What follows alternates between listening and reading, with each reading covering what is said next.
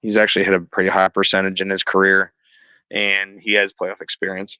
Last year he actually hit a game winner against it was the Chargers, the first round of the playoffs. So he's done a good job.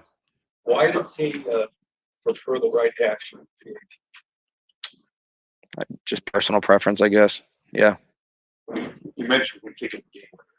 How much confidence does that give you as a coach that this guy's been there before if it comes to that issue?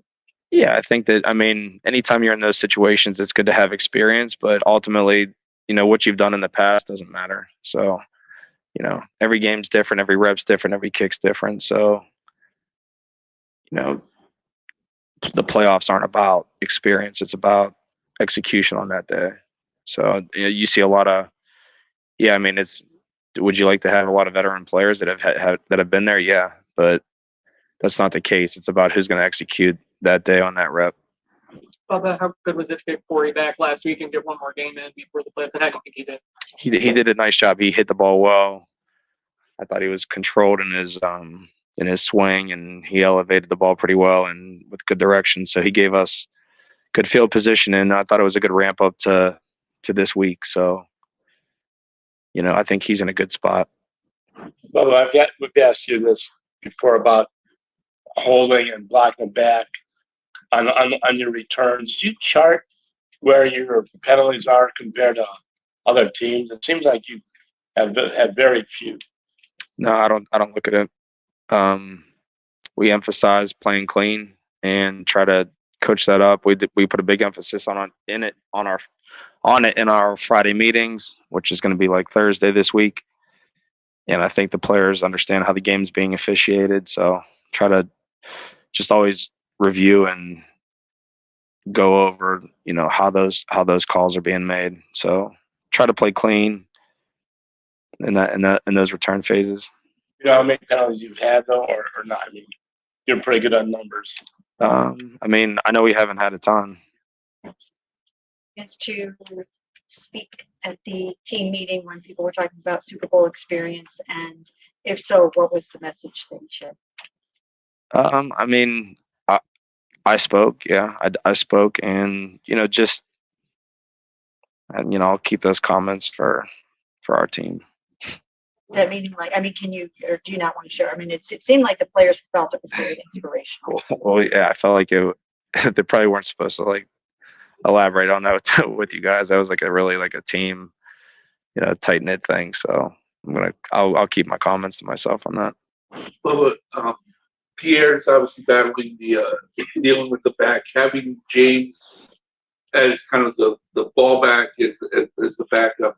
How much does that kind of put you at ease if Pierre isn't able to go this week? Yeah, other guys have done it too that are on the roster, and Jerome was our kick returner to start the season, so we have options. But in terms of the execution, you said that's the big key factor for the playoffs. Does your philosophy and messaging change at all being at the playoffs? Does it intensify, or is it just business as usual for you as a coach? No, I treat every game the same way, and I think that's a big thing with the playoffs. You can't treat these games like they're any different than the next, and I would say your heightened awareness to certain situations may be greater just because of the magnitude and the stakes. But if you're trying to do a player trying to do too much or not play within the scheme is not the answer. So I think it comes down to fundamentals and technique, and playing sound, disciplined football is what's going to win games in the playoffs. Were your special teams shuffled up a lot in Cincinnati? Well, you see a lot of guys that were up for the game and dressed didn't participate in the game, so it puts a lot of stress on the players that are actually playing on defense and offense because they have to do double duty. So those guys are definitely gassed on our punts and on our kickoffs and kick returns. So there's no one else to use, So, and we told those guys in that game, don't look over your shoulder because there's no one else to put in.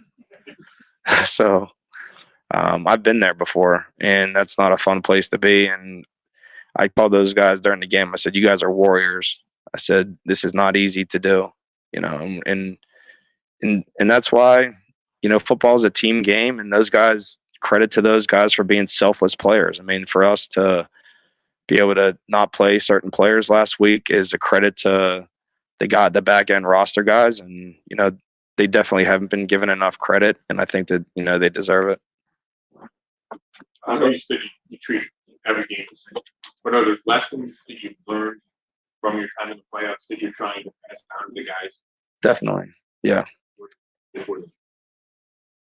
Do your job. Do your job, right? Don't try to do too much. Do your job and trust that your teammate's going to do his job. The more you can play collectively as a group, per unit, and then I would say complementary football with the kicking game and offense and defense. The more positives you can have in that, the better the results are going to be. Can't have self-inflicted wounds. Can't have penalties. Got to protect the football. That's on there in the return game and on offense. So I think that's important. Just don't try to do too much. Play within the scheme. I want to go back to my question about Patterson remembering the right hash. Is that unusual? I don't think so. There's a number of kickers that have hit their PATs from certain hashes. I'm trying to think of who I was watching recently. But no, I think it's just preference, honestly. It's just preference.